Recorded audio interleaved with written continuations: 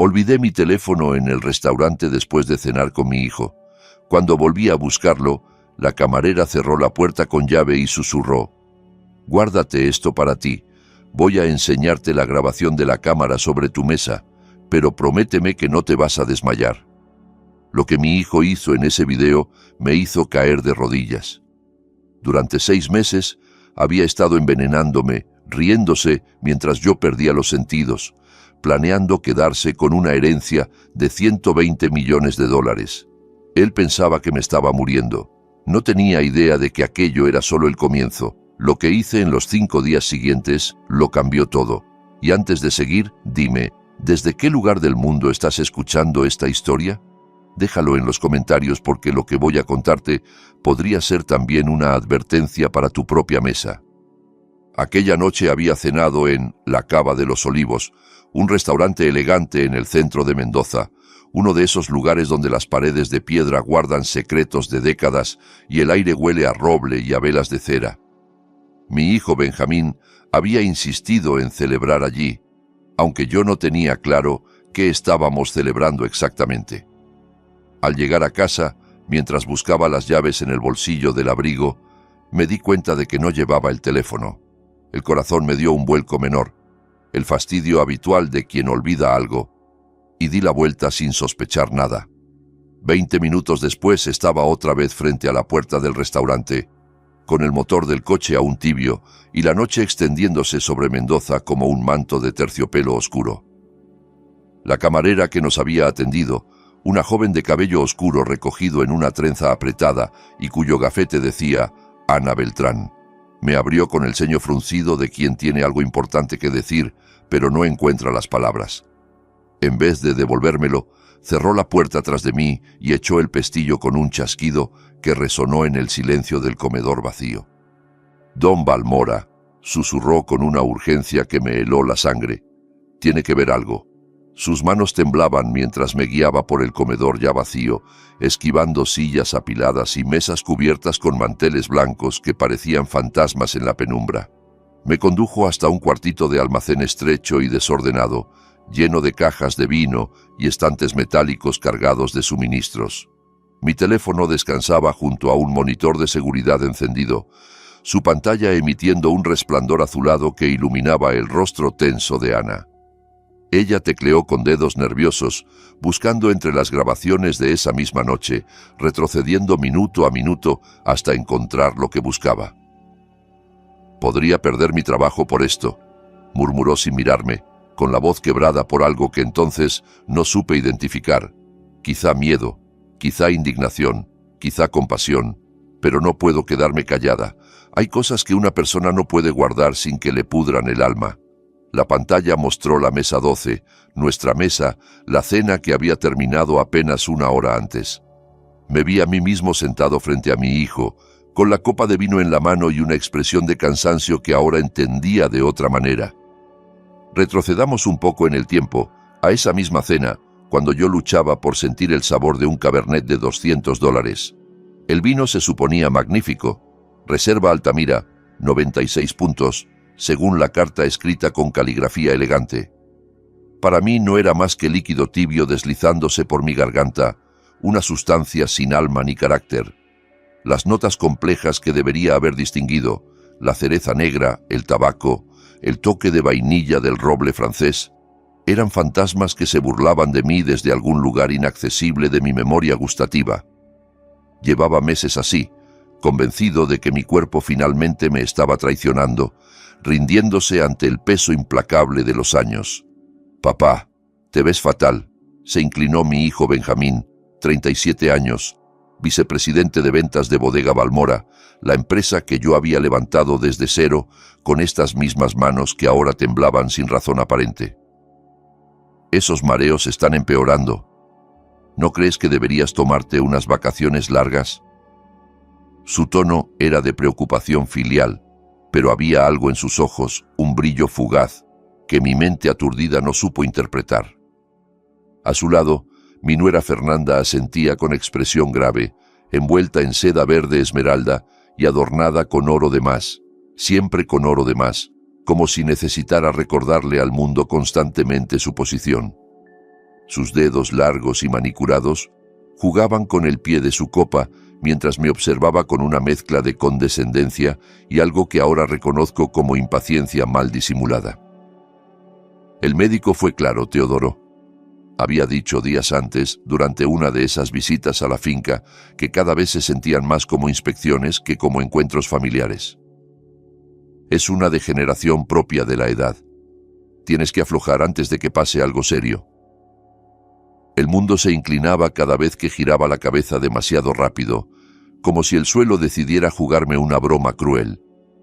Llevaba meses perdiendo el olfato, primero sutilmente, confundiendo aromas que antes distinguía con facilidad, luego de forma más pronunciada, hasta que las flores del jardín se volvieron mudas.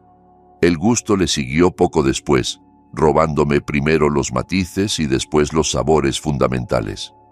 Los mareos llegaban en oleadas imprevisibles y aterradoras, dejándome aferrado a muebles y paredes como un marinero en un barco azotado por la tormenta.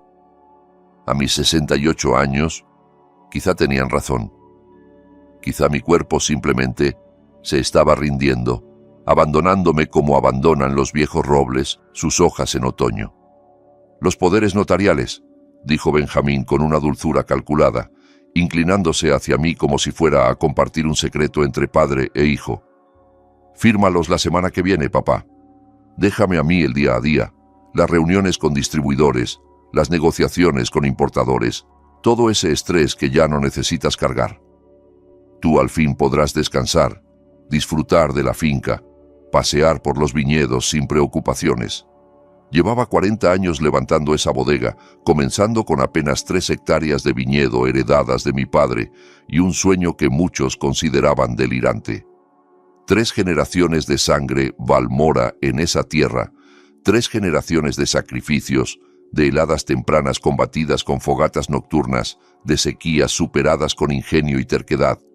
Pero ya no podía ni saborear mis propios vinos, esas creaciones que antes me hablaban de la tierra, del clima, del año en que nacieron. Me había desmayado 2 veces en el último mes, una vez en la bodega, cayendo contra las barricas de roble como un muñeco roto, y otra en mi propio despacho, despertando en el suelo con el rostro de Martín, mi capataz, flotando sobre mí lleno de preocupación. «Está bien», cedí al fin, sintiendo que las palabras me costaban más de lo que deberían. «Firmaré la semana que viene». El alivio que cruzó el rostro de mi hijo debería haberme consolado, la alegría de un padre al ver que su heredero está listo para tomar las riendas. Pero algo frío se instaló en mi pecho, una incomodidad sin nombre que atribuí al agotamiento. Terminamos de cenar entre conversaciones superficiales sobre la próxima cosecha y los nuevos contratos de exportación. Benjamín pagó la cuenta con una generosidad inusual, dejando una propina que hizo sonreír a Ana cuando recogió los billetes. Dejé el teléfono sobre la mesa sin notarlo, mi mente demasiado nublada para prestar atención a detalles mundanos, y me fui apoyándome discretamente en el brazo de mi hijo. Solo cuando iba a mitad de camino a casa, con las luces de Mendoza brillando en el espejo retrovisor, palpé el bolsillo vacío y di la vuelta, pensando que sería una simple ida y vuelta para recoger un aparato. Ana Beltrán, en cambio, me iba a entregar algo mucho más valioso y mucho más terrible: la verdad. En el monitor del cuarto de almacén vi la cena rebobinarse como una película proyectada al revés. Los comensales caminaban hacia atrás, los camareros recogían platos que volvían a llenarse, las velas se alargaban en lugar de consumirse. Ana detuvo la grabación en el momento exacto en que yo me levantaba rumbo al baño, excusándome con un gesto de la mano. En cuanto mi espalda desapareció del encuadre, Benjamín se movió con una rapidez ensayada que me heló la sangre. Miró a su alrededor con esa cautela furtiva del ladrón experimentado, verificando que nadie observaba, y entonces metió la mano en el bolsillo interior de su saco de lino azul marino. Sacó un pequeño frasquito de cristal, del tamaño de un pulgar, con un líquido transparente que brillaba bajo las luces del restaurante. Lo destapó con el pulgar en un movimiento practicado, sin torpeza, sin dudas, y vació el contenido en mi copa de vino, la misma de la que bebería al regresar, sin sospechar nada. Fernanda lo vio. No lo detuvo. Giró ligeramente el cuerpo con la gracia de una bailarina, tapando la maniobra de posibles miradas curiosas, y sonrió con una complicidad que me revolvió el estómago incluso a través de la pantalla. Pero eso no fue lo peor, no fue ni remotamente lo peor. La grabación continuó y yo aparecí de nuevo en el encuadre, volviendo del baño con pasos inseguros, aferrándome discretamente al respaldo de una silla para no tambalearme. Me senté frente a mi copa envenenada, la tomé con naturalidad y di un sorbo, poniendo una mueca ante un sabor que apenas podía percibir. Benjamín esperó a que mirara hacia otro lado, hacia el ventanal que daba a la calle iluminada, y entonces hizo algo que ningún padre debería presenciar jamás. Encogió los hombros con gesto burlón, dejó que la cabeza le cayera hacia un lado imitando mi temblor, y su rostro se retorció en una caricatura cruel de mi confusión, de mi debilidad, de mi decadencia inventada. Fernanda se rió, muda en la grabación pero absolutamente inconfundible, tapándose la boca con la servilleta de lino blanco como una niña traviesa que celebra una broma pesada. Mi propio hijo envenenándome, burlándose de mí. Las piernas se me doblaron y caí de rodillas en el suelo de cemento de aquel cuarto de almacenamiento, entre cajas de aceite de oliva y botellas vacías que esperaban reciclaje. Sentí las manos de Ana sujetándome por los hombros con una fuerza sorprendente para su constitución menuda. «Lo siento tanto, don Teodoro, lo siento tanto», repetía una y otra vez, su voz quebrándose con cada palabra. No sabía qué hacer, no sabía a quién contárselo, pero no podía quedarme callada, no podía. No sé cómo logré salir de allí. Los minutos siguientes son un borrón de imágenes inconexas. El pasillo del restaurante alargándose como en una pesadilla, las puertas de vidrio abriéndose al aire nocturno, el estacionamiento de grava crujiendo bajo mis zapatos. Ana me acompañó tambaleante a través del aparcamiento, con mi teléfono apretado en una mano que no dejaba de temblar. El aire de la noche debería oler a jazmín.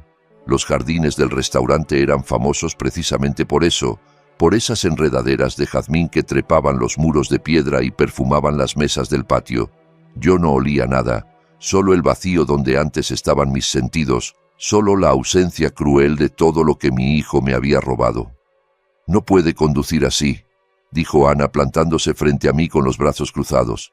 «Mire cómo tiembla, podría matarse en la carretera». «Estoy bien», mentí buscando las llaves del coche con dedos torpes. «No lo está». Su rostro joven se endureció bajo la luz amarillenta de los focos del estacionamiento, mostrando una determinación que contrastaba con su apariencia frágil. «¿Qué va a hacer ahora, don Teodoro? ¿Qué piensa hacer con lo que acaba de ver?» Una sola idea ardía entre el choque y la náusea, una llama pequeña pero feroz que se negaba a apagarse. Tenía 5 días. La reunión del consejo era el viernes, el último viernes antes de que Benjamín asumiera el control total de todo lo que yo había construido.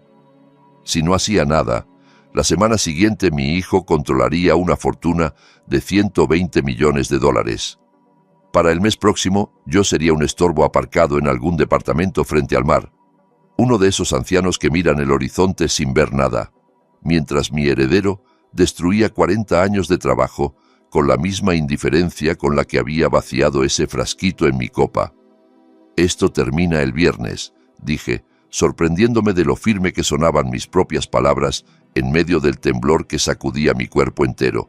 Acababa de ver a mi hijo envenenarme, reírse de ello como si fuera el chiste más gracioso del mundo, cualquier enfermedad que yo creyera tener, toda esa degeneración propia de la edad que habían diagnosticado los médicos con expresiones graves y palmaditas condescendientes en el hombro, era una mentira cuidadosamente construida.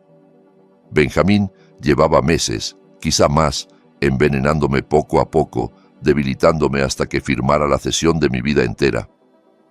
Pero tenía 5 días. 5 días para averiguar qué estaba usando, por qué lo hacía y cómo detenerlo. 5 días para salvar todo lo que mi familia había construido en 3 generaciones de sangre, sudor y lágrimas. Ana me apretó el brazo con una familiaridad que en otras circunstancias habría sido inapropiada entre un cliente y una camarera, pero que en ese momento se sintió como un salvavidas lanzado a un hombre que se ahoga. «Dígame, ¿cómo puedo ayudar?», pidió, y en sus ojos vi algo que había olvidado que existía en el mundo. Bondad genuina, sin segundas intenciones, sin cálculos de beneficio. Aún no tenía respuesta para ella, pero allí, de pie en aquel estacionamiento de grava bajo un cielo sin estrellas, con la traición tan fresca como una herida abierta que sangraba sin cesar, supe con absoluta claridad una sola cosa. Aquello terminaba el viernes. No importaba lo que tuviera que hacer, no importaba a quién tuviera que enfrentar, no importaba si me quedaba sin hijo en el proceso. Aquello terminaba el viernes. El pequeño laboratorio de la casa de carruajes olía a mi padre. Roble, alcohol y 40 años de trabajo meticuloso destilados en rastros químicos que impregnaban cada superficie, cada herramienta, cada rincón de aquel espacio sagrado. Era pasada la medianoche cuando abrí la puerta con la llave que siempre llevaba colgada del cuello. Pero dormir no era una opción después de haber visto a mi hijo envenenarme en una pantalla de seguridad. Las luces fluorescentes zumbaban sobre mi cabeza con ese sonido familiar que había acompañado tantas noches de experimentación y descubrimiento, iluminando equipos que mi abuelo había traído desde Europa en los años 30, matraces de vidrio con bordes pulidos por el uso, serpentines de cobre bruñidos por 3 generaciones de manos Balmora, balanzas de precisión que aún funcionaban con la exactitud de relojes suizos. Aquella noche los necesitaba para algo que ningún Balmora antes que yo había necesitado, para que me dijeran exactamente cómo me estaba matando mi propio hijo. El saco que había llevado a la cena tenía una mancha de vino en la manga, un pequeño derrame que en su momento me había molestado pero que ahora se convertía en evidencia crucial. Corté con tijeras quirúrgicas el trozo de tela manchado, con cuidado de no contaminar la muestra con residuos de mis manos. Lo metí en un tubo de ensayo, añadí disolvente con la precisión de quien ha repetido ese gesto miles de veces, lo sellé y lo agité hasta que la mancha se disolvió en un líquido turbio que contenía, sin saberlo yo aún, las respuestas que buscaba. Mientras la muestra se preparaba, bajé mis viejos manuales de toxicología de los estantes superiores del laboratorio, volúmenes polvorientos de la Universidad Nacional de Cuyo que no abría desde los años del posgrado. Las páginas amarillentas crujían bajo mis dedos mientras buscaba información sobre compuestos que afectaran el sistema sensorial sin causar muerte inmediata. Si había veneno en mi sistema, el análisis químico lo revelaría. Todo deja rastros, me había enseñado mi padre mientras me mostraba cómo identificar enfermedades de la vid, observando las manchas en las hojas. Incluso la traición más cuidadosamente ocultada deja rastros para quien sabe mirar. El cromatógrafo necesitó 1 hora y media para calentarse y correr la muestra, 1 hora y media de espera que pasé dando vueltas por el laboratorio como un animal enjaulado, con la mente saltando de posibilidad en posibilidad. ¿Qué compuesto podía destruir gusto y olfato sin matarme de inmediato? ¿Qué sustancia haría que un médico, incluso uno competente, confundiera el cuadro con una simple degeneración senil? Pensé en metales pesados, en neurotoxinas, en compuestos industriales, recorriendo mentalmente el catálogo de venenos que había estudiado décadas atrás por curiosidad académica, sin imaginar jamás que algún día necesitaría ese conocimiento para salvar mi propia vida. Cuando por fin la impresora escupió los resultados, con su característico zumbido mecánico, tuve mi respuesta en forma de 2 picos químicos nítidos, inconfundibles, que se alzaban en el cromatograma como acusaciones escritas en tinta científica. Un quelante de zinc, diseñado para unirse al zinc en la sangre y arrastrarlo fuera del cuerpo a través de los riñones con eficiencia despiadada. Y un bloqueador de receptores de sulfito, un producto de química industrial usado en pruebas de producción vinícola, jamás pensado para consumo humano, jamás probado en seres vivos con intención de curar. Juntos eran una maldad brillante, una combinación diabólicamente elegante que solo alguien con conocimientos muy específicos podría haber diseñado. La deficiencia de zinc destruye el gusto y el olfato de forma gradual, casi imperceptible, imitando el envejecimiento natural con una perfección que engañaría a cualquier médico. El bloqueador de sulfito atacaba en específico los receptores que detectan los compuestos aromáticos del vino, saboteando justo el sentido alrededor del cual había construido mi vida entera, mi identidad, mi razón de ser. No estaba perdiendo el paladar por viejo. Benjamín lo estaba desmantelando pieza por pieza, con la paciencia de un relojero que desmonta un mecanismo complejo, sabiendo exactamente qué tornillo aflojar primero. Pero el hallazgo más importante fue otro, una revelación que me hizo soltar el aire que no sabía que estaba conteniendo. Ambos compuestos eran temporales. Sus efectos podían revertirse. Si detenía la exposición de inmediato y suplementaba con zinc en dosis terapéuticas, mis sentidos regresarían despacio, pero por completo. Benjamín no quería que muriera, al menos no todavía. Me necesitaba roto, confundido, lo bastante desesperado como para firmarlo todo, lo bastante agradecido de tener un hijo que se hiciera cargo como para no hacer preguntas incómodas. Dejé el laboratorio cuando el primer gris del amanecer asomaba por el horizonte y volví a la casa principal con los resultados del análisis en el bolsillo de la bata. Benjamín y Fernanda se habían marchado a su departamento en Buenos Aires después de la cena. Venían a la finca 3 o 4 veces por semana para supervisar, según decían ellos, para vigilar al viejo que se muere, sabía ahora yo, pero dormían en la ciudad. La casa era toda mía, y esa noche se sentía diferente, como si las paredes mismas hubieran cambiado al enterarse de la traición que albergaban. Empecé por la cocina, revisando cada armario, cada estante, cada rincón donde pudiera esconderse el veneno. En el armario de las vitaminas encontré lo que buscaba. Las botellitas de suplementos que Benjamín me había regalado 3 meses antes sonreían con etiqueta verde y tipografía amigable. Fuerza natural. Soporte de zinc para tu salud, papá. Recordé el día que me las dio, su sonrisa afectuosa mientras insistía en que las tomara todos los días, su preocupación aparentemente genuina por mi bienestar. Despegué cuidadosamente la etiqueta, sintiendo que el corazón me latía en los oídos.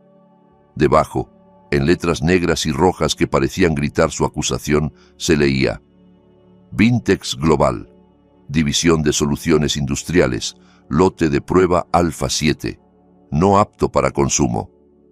El veneno, reempaquetado como suplemento vitamínico, entregado por mano de mi propio hijo con una sonrisa y un beso en la frente.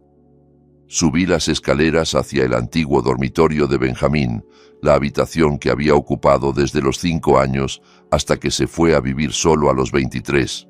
La puerta crujió al abrirse, revelando un espacio que él ya no usaba pero que mantenía como territorio propio, lleno de trofeos de polo de su juventud, fotografías de viajes exóticos, recuerdos de una vida que yo había financiado sin cuestionar. En el cesto del baño encontré más frasquitos vacíos, todos con el mismo logo corporativo, todos con la misma advertencia ignorada. Propiedad de Vintex Global. Prohibida su venta. Alguien le estaba abasteciendo, alguien con acceso a químicos industriales de alta pureza y una ausencia absoluta de conciencia. Alguien que veía en mi destrucción una oportunidad de negocio. El cajón de su escritorio guardó la pieza final del rompecabezas, la clave que explicaba todo el horror. Deudas de juego, docenas de ellas, fichas de casino de Ciudad de Panamá, Punta del Este y Cancún, estados de cuenta bancarios con adelantos de efectivo rodeados en rojo desesperado, cada uno más grande que el anterior, cada uno cavando un hoyo más profundo. Total acumulado, $3.200.000. Pago exigido en 90 días, 3 meses, exactamente el periodo que llevaban mis síntomas. Si yo firmaba la semana siguiente, Benjamín controlaría una bodega valorada en $120 millones, más que suficiente para saldar sus deudas con generoso margen, más que suficiente, al parecer, para justificar destruir a su propio padre. Me senté en el viejo escritorio de caoba que había pertenecido a mi padre, el mismo donde él firmaba contratos cuando yo era niño, y lo observaba fascinado. rodeado ahora de pruebas de una traición que él jamás habría podido imaginar. Tras de mí, en su repisa de siempre, la fotografía de Catalina sonreía con esa luminosidad que el tiempo no había conseguido apagar. Su rostro risueño quedó congelado 20 años atrás en esa misma habitación, durante una tarde de vendimia, cuando la pillé con la cámara mientras ordenaba los libros de Benjamín. «Deja eso, Teodoro», me había dicho riendo, «estoy hecha un desastre».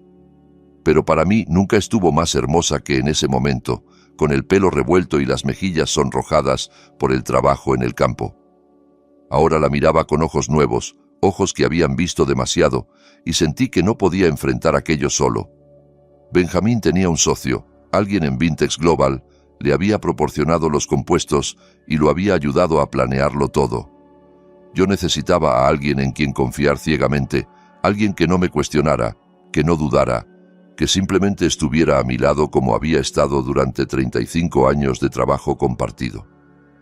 Alcancé el teléfono con manos que finalmente habían dejado de temblar y busqué el número de Martín Cruz, mi capataz, mi amigo, el hombre que conocía cada cepa de mis viñedos tan bien como conocía las líneas de su propia mano. Contestó al segundo timbrazo, con la voz ronca de quien ha sido arrancado del sueño profundo, pero no se queja. «Teodoro, son las 3 de la mañana. ¿Qué pasa?» «Te necesito en la finca», dije, sorprendiéndome de la calma antinatural de mi propia voz. «Ahora mismo. Y Martín, no se lo digas a nadie, ni a tu mujer, ni a los peones, ni a nadie». Hubo un silencio breve, pesado como plomo, lleno de preguntas que él tuvo la sabiduría de no hacer. Conocía ese tono, lo había escuchado antes, en las crisis de heladas tardías y plagas devastadoras, en los momentos en que todo pendía de un hilo y no había tiempo para explicaciones. «En 20 minutos estoy ahí», respondió simplemente, y colgó sin añadir una sola palabra. Miré los viales alineados sobre el escritorio como soldaditos de vidrio, cada uno conteniendo las pruebas de mi destrucción planificada. Vintex Global. Para el viernes sabría exactamente quiénes eran, conocería sus rostros, sus nombres, sus motivaciones. Y ellos aprenderían lo que ocurre cuando se meten con un Balmora. El sábado por la mañana, después de una noche en vela planificando cada detalle con Martín, hice la llamada que pondría todo en marcha. Respiré hondo 3 veces antes de marcar, ensayando mentalmente mi papel, preparándome para la actuación más importante de mi vida. Mi voz temblaba cuando Benjamín contestó, pero no por debilidad real, sino por el esfuerzo deliberado de sonar débil, de interpretar al anciano moribundo que él creía haber creado. «Benjamín, no puedo esperar a la semana que viene. Ven hoy, trae los papeles». Hubo un silencio al otro lado de la línea, un silencio que me imaginé lleno de sonrisas contenidas y miradas de triunfo compartidas con Fernanda. Luego su tono cuidadosamente compuesto. «Papá, ¿estás seguro? Suenas... no sé, suenas muy mal». Desperté y no pude oler el café. Lo dejé resonar, quebrando adrede la voz como si estuviera a punto de llorar. «Nada, hijo. Ni amargo, ni dulce, ni nada. Se ha ido todo. No queda nada de mí». Escuché un murmullo apagado en su lado de la línea, seguramente consultando con Fernanda, probablemente celebrando en silencio. Cuando volvió a hablar, su voz estaba pulida por una emoción que intentaba disimular, pero que yo ahora podía reconocer perfectamente. El júbilo del cazador que ve a su presa caer en la trampa. «Estaremos allí a las 2, papá. Gracias por confiar en nosotros. De verdad, gracias». Me rendí por completo en la interpretación, dejando que mi voz sonara derrotada, rota, agradecida. «Solo quiero que esto se acabe, hijo. Solo quiero descansar». A las 2 en punto de la tarde, el Mercedes negro de Benjamín apareció por el camino de entrada flanqueado de álamos centenarios. Los observé desde la ventana del salón mientras aparcaban frente a la casa principal, mientras bajaban del coche con expresiones de preocupación cuidadosamente ensayadas, mientras sacaban una caja de pastelería y una carpeta de cuero que contenía mi sentencia de muerte civil. Los poderes notariales venían preparados por algún abogado cómplice, perfectos en su redacción, listos para recibir una firma temblorosa. Los recibí en bata, apoyándome pesadamente en el marco de la puerta principal, como si apenas pudiera mantenerme en pie, permitiendo que la mano me temblara al extenderla hacia mi hijo. Los ojos de Benjamín brillaron un segundo con algo que se parecía mucho a la victoria antes de que lo ocultara bajo capas de preocupación filial. «Papá, estás hecho polvo. Deberías estar en cama». «Me siento hecho polvo». Me arrastré hacia la sala con pasos de anciano, cada movimiento calculado para reforzar su imagen de mí como un hombre acabado. «¿Qué es ese olor? Algo se está quemando, ¿no lo huelen?» Fernanda dejó el pastel sobre la mesa ratona, una tarta de chocolate de aspecto impecable que seguramente había costado una fortuna en alguna pastelería de moda. «Chocolate, Teodoro, tu favorito. Lo trajimos especialmente para celebrar». Me incliné sobre la caja con expresión confundida y di un respingo exagerado, retrocediendo como si el olor me hubiera agredido. «Eso no es chocolate.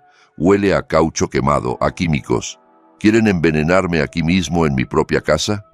La mano de Benjamín se posó sobre mi hombro con esa familiaridad que ahora me resultaba obscena. «Papá, tu nariz está confundida, ya lo sabes. El doctor explicó que esto pasaría, que los olores se mezclarían en tu cabeza. Vamos a firmar esto rápido y te vas a descansar, ¿sí? Necesitas tranquilidad». Extendió los documentos sobre la mesa de café con un gesto practicado. Poder general amplio e irrevocable, papel marfil de gramaje caro con el sello del abogado en relieve al pie, mi nombre completo esperando una firma que lo entregaría todo. Teodoro Alejandro Balmora Montes, cedente. Benjamín Teodoro Balmora Reyes, cesionario. Alargué la mano hacia la pluma que Fernanda sostenía como una ofrenda, tanteé torpemente las gafas de lectura en el bolsillo de la bata, las saqué con dedos torpes y las dejé caer al suelo. Al incorporarme para recogerlas, mi codo, accidentalmente, golpeó la jarra de agua que descansaba junto a los documentos. Cristal contra madera, un sonido casi musical. El agua se desparramó en cascada sobre las hojas notariales. La tinta corrió en ríos azules y negros. El sello oficial se deshizo como acuarela bajo la lluvia. ¡No! Benjamín se lanzó sobre los papeles con las manos extendidas, pero era demasiado tarde. El poder notarial estaba completamente arruinado, reducido a una masa de papel mojado y tinta diluida. «Lo siento», dije, dejando que la voz se quebrara con un sollozo que sonó absolutamente convincente. «Lo siento mucho, hijo. Mis manos ya no responden, ya no controlo nada». Se quedó de pie con las hojas chorreando entre los dedos, los nudillos blancos de la fuerza con que las apretaba, el rostro oscilando entre la rabia asesina y la paciencia impostada de quien sabe que debe mantener el disfraz un poco más. «Está bien, papá», masculló entre dientes, cada palabra costándole un esfuerzo visible. «Imprimimos otros el lunes. No es problema». «No», repuse con aire perdido, mirando a mi alrededor como si no reconociera la habitación. «En la oficina, el viernes». Lo miré directamente a los ojos con expresión de confusión senil. «La reunión del consejo, ¿recuerdas? Todos los directivos estarán allí. Si voy a firmar 40 años de mi vida, quiero testigos. Quiero que todos sepan que fue mi decisión, que nadie me obligó, que lo hice con plena conciencia». Benjamín intercambió una mirada rápida con Fernanda, una conversación silenciosa de medio segundo que yo intercepté perfectamente. Ella asintió apenas. Testigos harían más difícil impugnar nada después, harían la cesión más sólida, más irrevocable. Si el viejo quería público para su rendición, que lo tuviera. «Está bien, papá. El viernes en la reunión del consejo, como tú quieras». Se marcharon poco después, con el pastel intacto y las promesas de volver pronto para cuidarme. Vi su coche desaparecer por el camino arbolado, las luces traseras brillando rojas entre los troncos de los álamos, y esperé a que cayera la noche antes de moverme de la ventana. El sol se puso sobre los viñedos en una explosión de naranjas y púrpuras que debería haber sido hermosa, pero que a mí me pareció la cuenta regresiva hacia el viernes, hacia el momento de la verdad.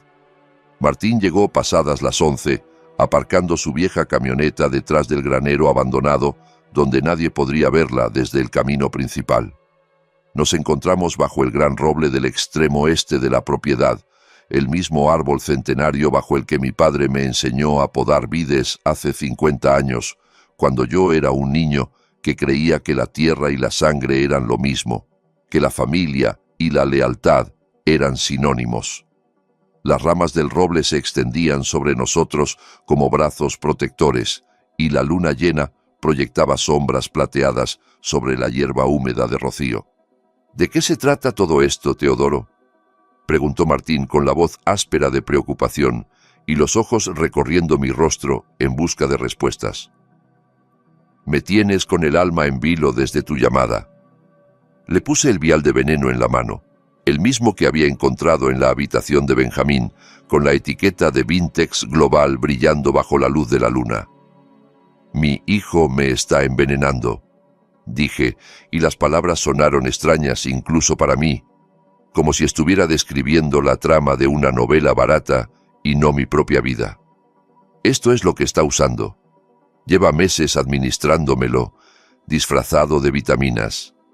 Martín alzó el frasco hacia la luz plateada, luego me miró con esos ojos que habían visto crecer mis viñedos desde plántulas, que habían celebrado conmigo cada vendimia exitosa y llorado conmigo cada helada devastadora. No hizo una sola pregunta, no dudó de mí ni por un segundo, no pidió pruebas ni explicaciones.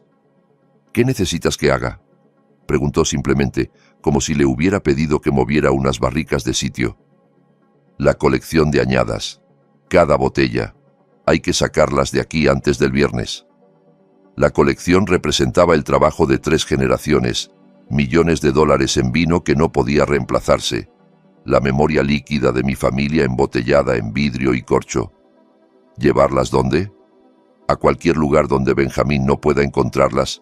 Mantuve la voz firme, aunque por dentro sentía que algo se desgarraba. Planea destruirlas.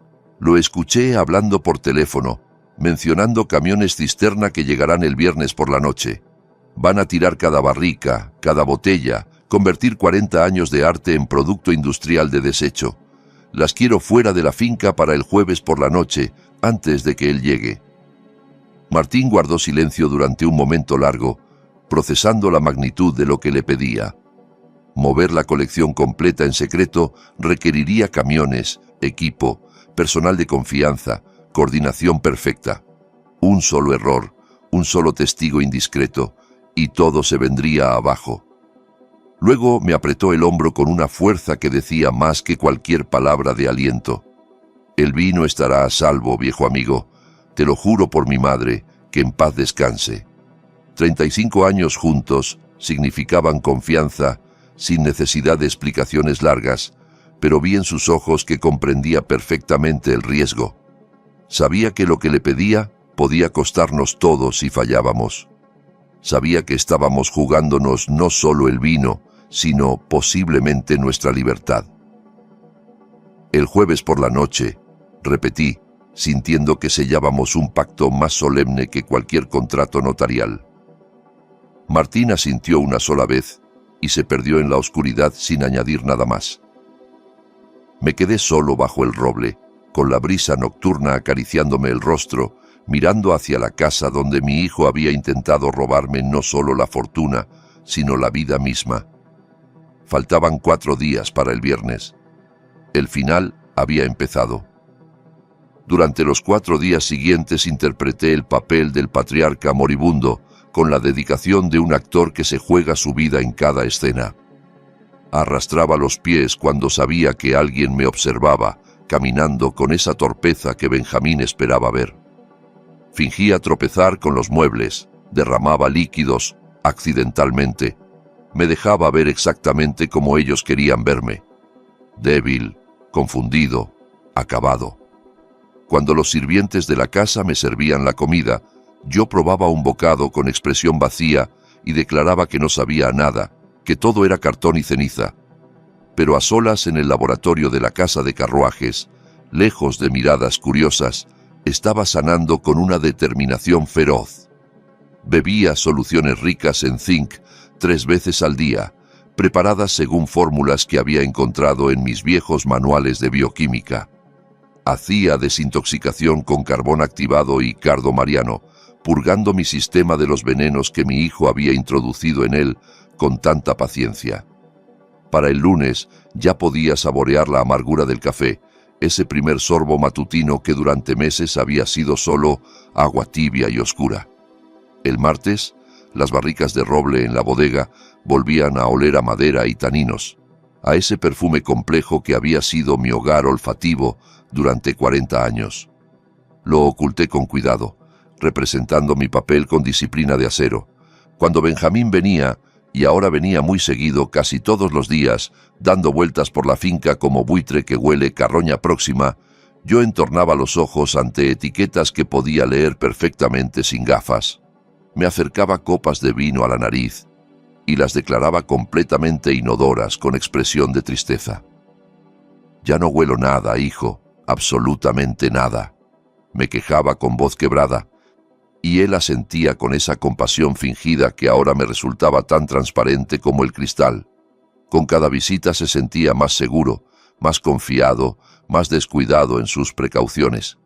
Dejaba el teléfono sobre la mesa durante las comidas. Hablaba de sus planes con Fernanda sin molestarse en bajar la voz.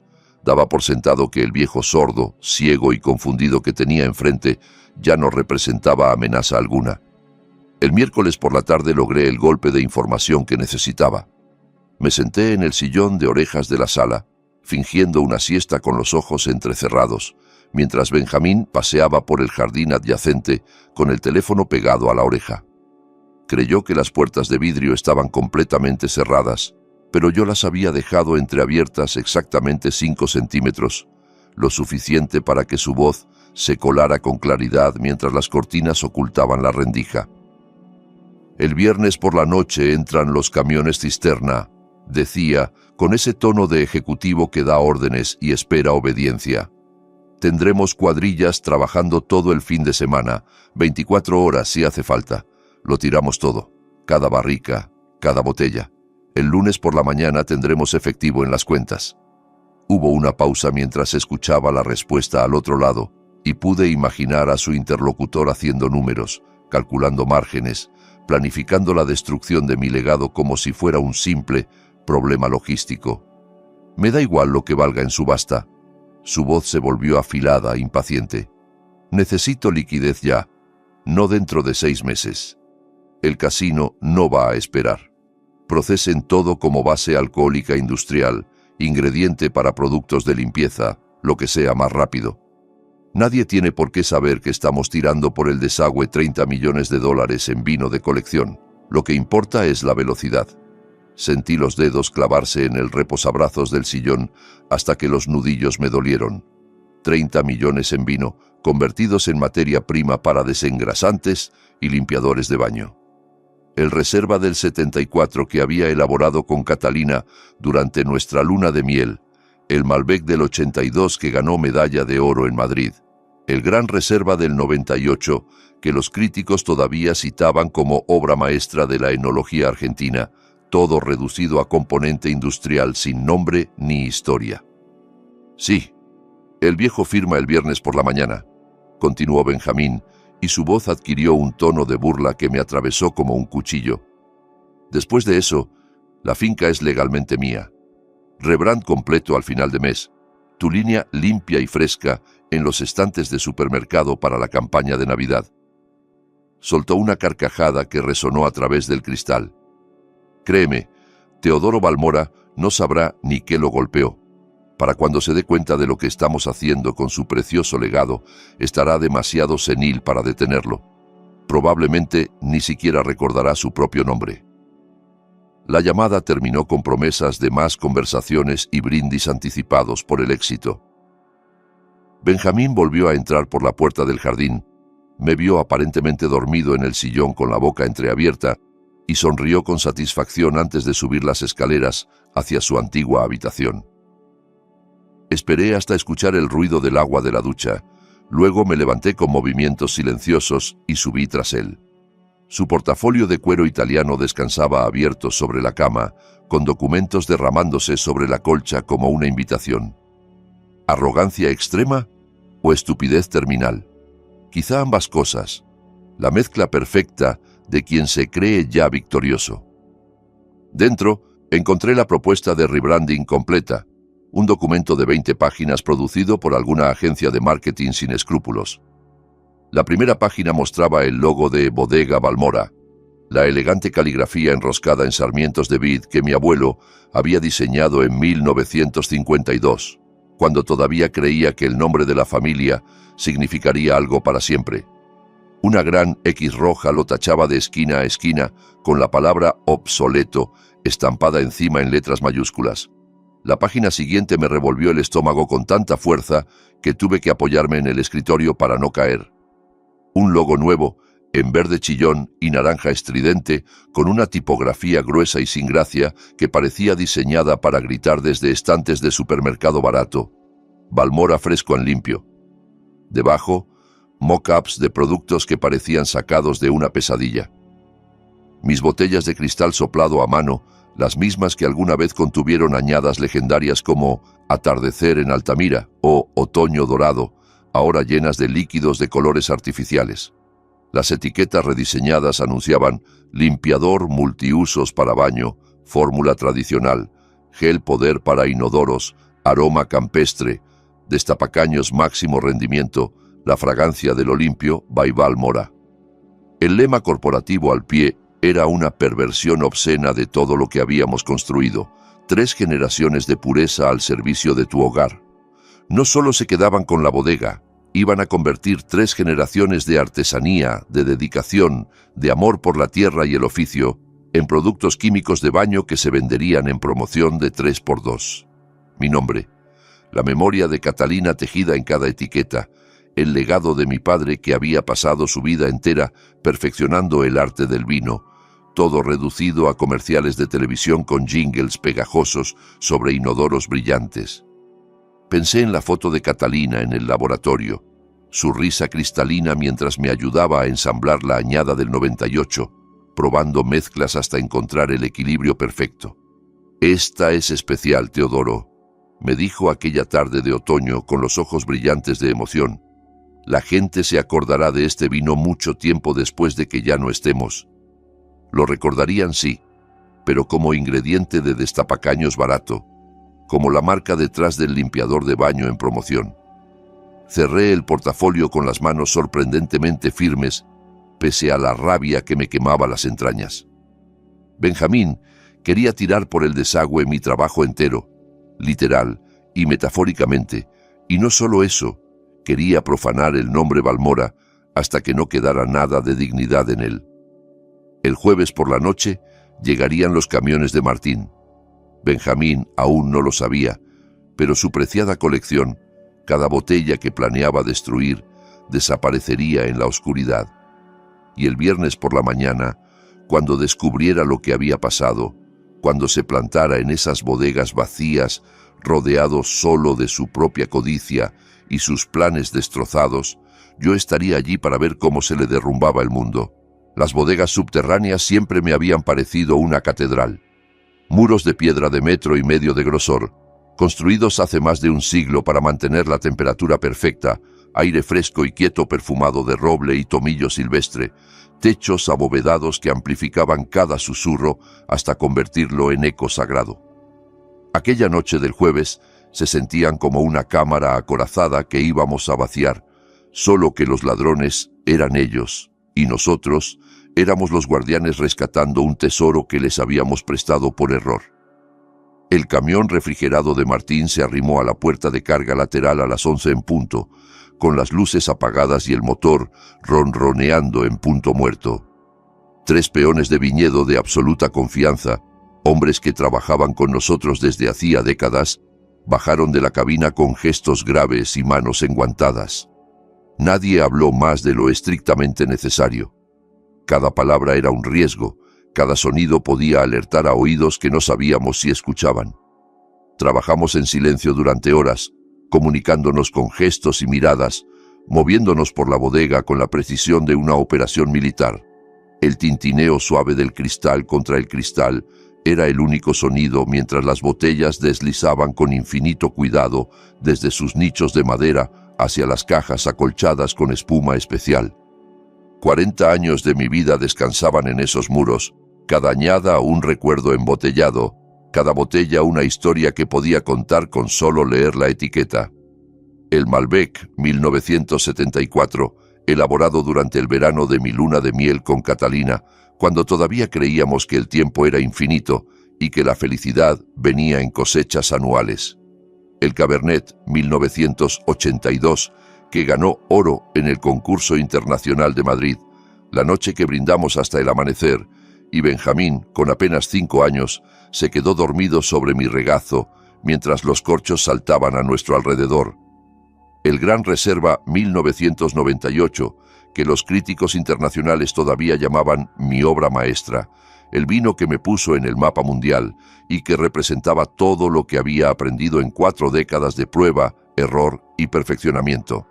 Y el Reserva Especial 1987, el año del nacimiento de Benjamín. Ese año hice 20 cajas, 240 botellas en total, y guardé cada una con el cuidado de quien preserva reliquias sagradas. Estaban destinadas a abrirse en los hitos de su vida, su graduación universitaria, su boda con la mujer correcta, el nacimiento de su primer hijo, la tarde gloriosa en que tomaría las riendas de la bodega con orgullo y gratitud, no con veneno y mentiras. Celebraciones que nunca llegarían, brindis que jamás se harían.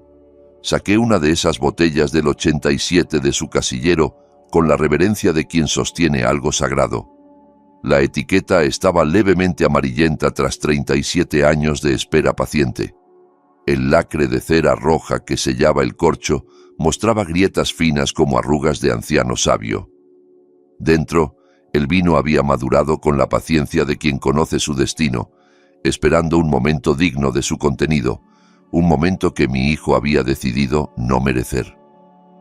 La hice cuando él nació, dije en voz baja, casi para mí mismo. Martín se había acercado silenciosamente a mi lado, su sombra alargándose junto a la mía sobre el suelo de piedra. Recuerdo el día exacto en que la embotellé. Catalina sostenía a Benjamín en brazos, envuelto en una manta azul, y yo le prometí que cada gota de este vino llevaría su nombre. La reservé para el día en que se la ganara, para el momento en que demostrara ser digno del legado Balmora. Martín miró la botella con ojos que habían visto nacer y morir generaciones de vides, y luego me miró a mí. Su rostro curtido por décadas de sol y viento estaba triste, pero firme como la piedra de las bodegas. «Guárdala para alguien que lo merezca, Teodoro», dijo con la sencillez de quien expresa verdades fundamentales. «El vino no tiene la culpa de nada». Asentí una sola vez, sintiendo que algo se rompía dentro de mí al mismo tiempo que algo nuevo nacía, y la coloqué con un respeto casi ceremonioso en la caja acolchada que esperaba su turno de partir. Alguien bebería ese vino algún día, alguien que entendiera lo que significa construir algo despacio, con paciencia y amor, ladrillo sobre ladrillo, vendimia tras vendimia. Solo que ese alguien no sería mi hijo. El equipo trabajó toda la noche con una disciplina metódica que habría impresionado a cualquier observador. Cada botella se catalogó en una lista que Martín guardó en el bolsillo interior de su chaqueta, se envolvió en papel protector libre de ácido y se cargó en los camiones con control de temperatura que esperaban en fila como soldados obedientes. Las reservas de los años 50 que mi padre había elaborado con sus propias manos, cuando la bodega era apenas un sueño y un puñado de viñas, salieron primero, las más frágiles, las más valiosas, las que contenían el ADN original de todo lo que vino después. Después fueron las añadas de los 60 que consolidaron la reputación de Balmora en toda Argentina, los vinos que pusieron nuestro nombre en las cartas de los mejores restaurantes de Buenos Aires. Luego, los experimentales de los 70, cuando empecé a jugar con barricas de roble húngaro y técnicas que los tradicionalistas consideraban heréticas.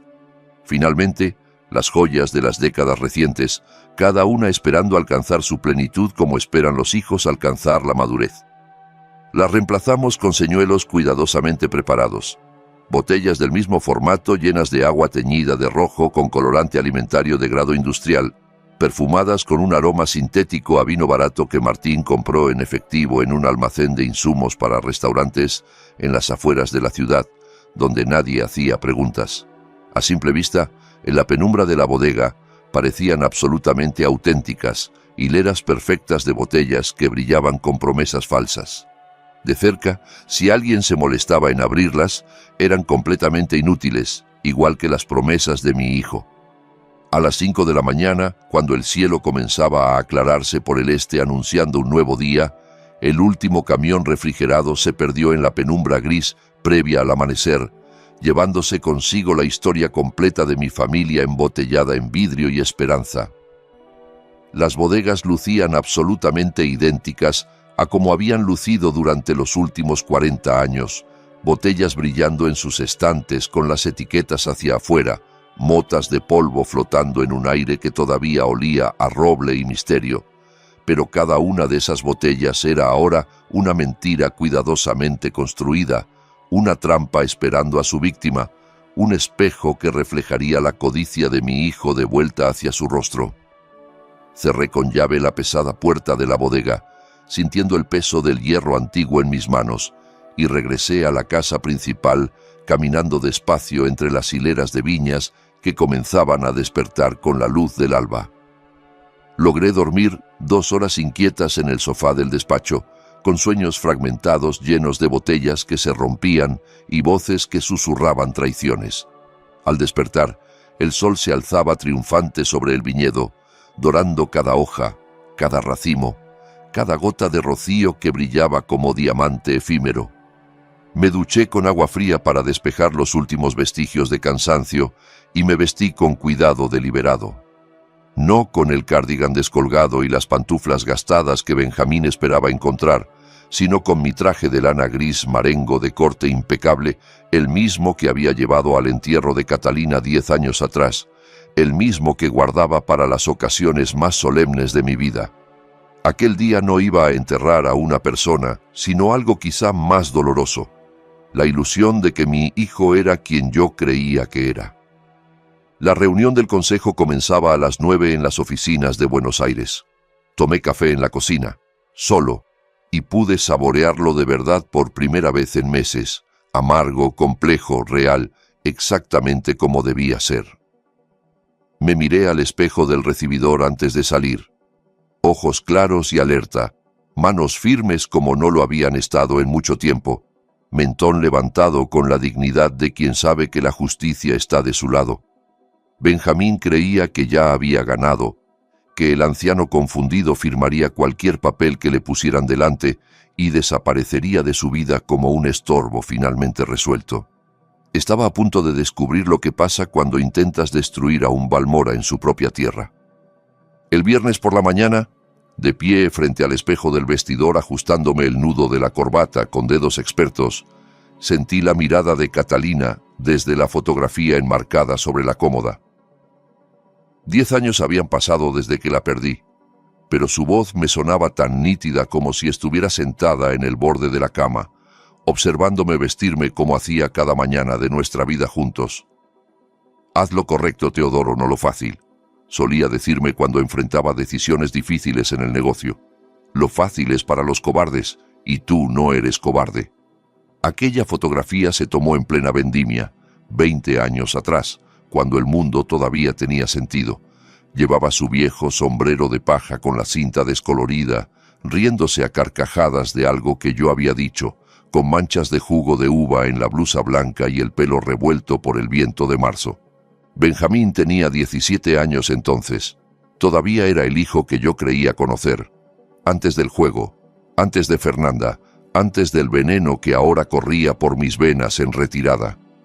Recordé sus últimos días en el hospital, los de Catalina, cuando el cáncer de páncreas se la llevó en 6 meses crueles, que parecieron durar una eternidad y un instante al mismo tiempo. Casi al final, cuando la morfina difuminaba todo excepto su voluntad inquebrantable, me apretó la mano con una fuerza sorprendente. «Cuida de Benjamín», susurró, cada palabra un esfuerzo. cada sílaba un regalo que se negaba a dejar sin entregar. Es más frágil de lo que parece. Necesita guía. Yo le prometí que lo haría, que velaría por nuestro hijo como habíamos velado juntos durante todos esos años, que no permitiría que se perdiera en el mundo sin su madre para orientarlo. Te fallé, murmuré ahora a la fotografía, sintiendo que las palabras me quemaban la garganta. No pude salvarlo de sí mismo, pero puedo detenerlo antes de que destruya todo lo que amaste. La duda, esa fiel compañera de las grandes decisiones, asomó como siempre lo hacía en los momentos cruciales. Podía firmar los papeles, aceptar el departamento frente al mar que seguramente tendrían preparado para mí, desaparecer en un retiro silencioso mientras mi hijo hacía lo que quisiera con mi legado. Era Benjamín, mi único hijo, el bebé que Catalina y yo habíamos acunado durante noches de fiebre, el niño que aprendió a caminar entre barricas de vino, el adolescente que prometió continuar nuestra obra con la misma pasión con que nosotros la habíamos creado.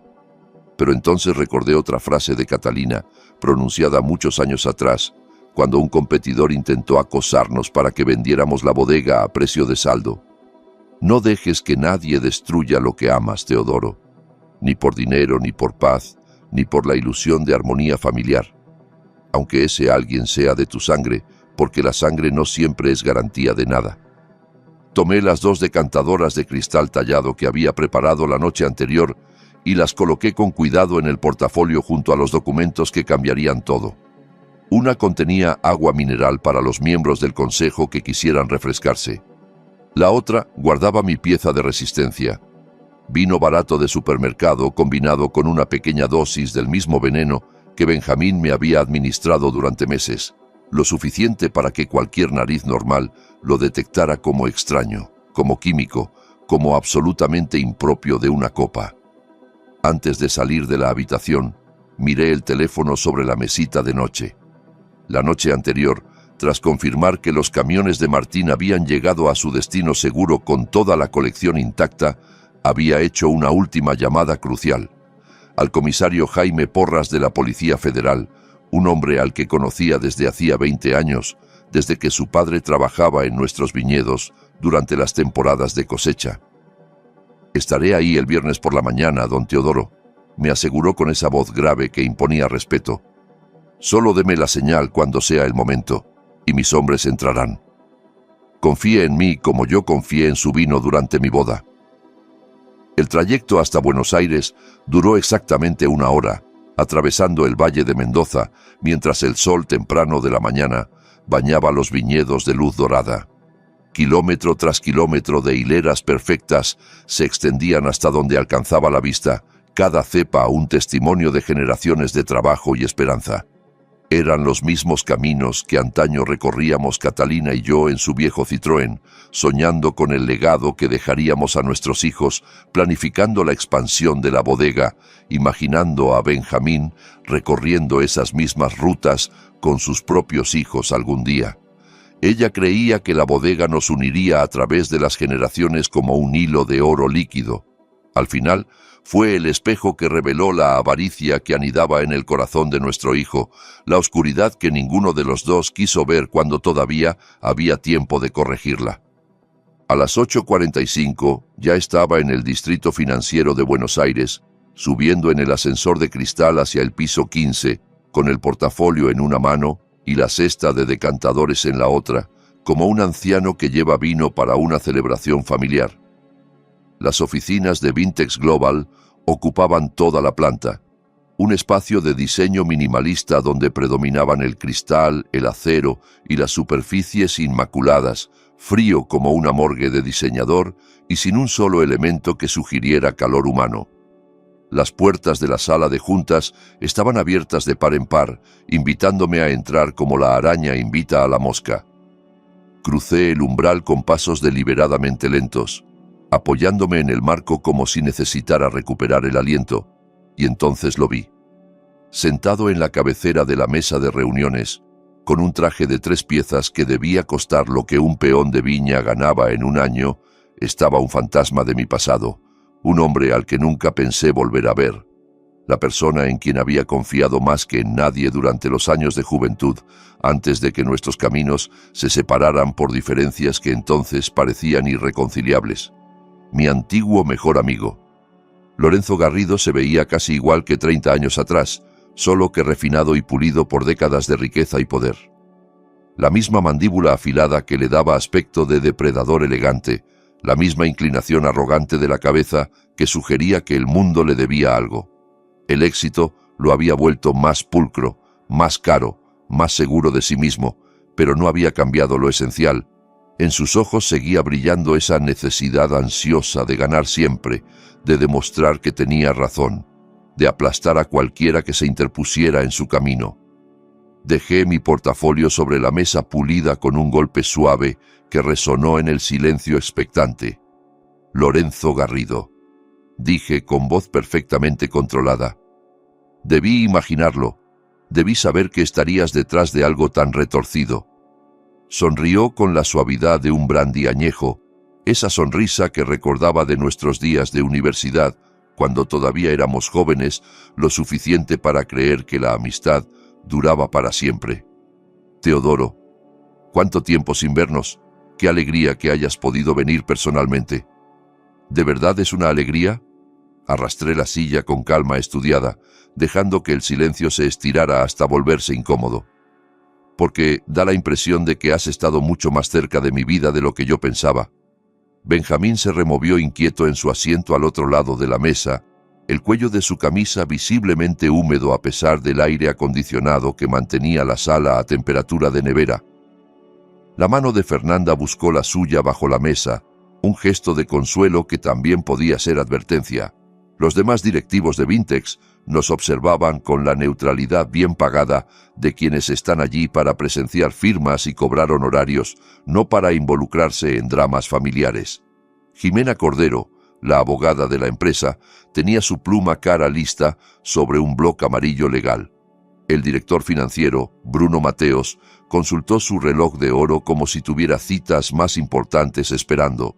El COO, Esteban Palma, simplemente esperaba con expresión de piedra. Bien. Lorenzo abrió las manos con gesto magnánimo, como un anfitrión generoso que ofrece su casa. ¿Empezamos con los trámites? Entiendo que estás listo para firmar y que prefieres no alargar esto más de lo necesario.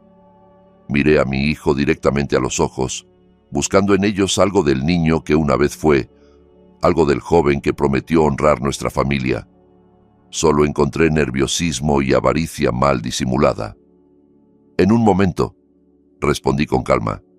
Antes me gustaría mantener una tradición familiar, si no les importa. Una tradición que me enseñó mi padre y que nunca he abandonado en 40 años de negocios. La sonrisa de Lorenzo se tensó apenas, como una máscara que empieza a agrietarse. Teodoro, no creo que sea el momento para... Solo una formalidad. Lo interrumpí, sacando las dos decantadoras del portafolio con movimientos lentos y deliberados. El cristal tallado atrapó la luz blanca de los fluorescentes del techo, proyectando arcoíris diminutos sobre la superficie pulida de la mesa. Mi padre me enseñó que nunca se cierra un trato importante sin compartir vino. Era la forma en que los Balmora honrábamos las alianzas, sellábamos los acuerdos, demostrábamos buena fe. Nada complejo, les aseguro, solo una pequeña prueba de los sentidos.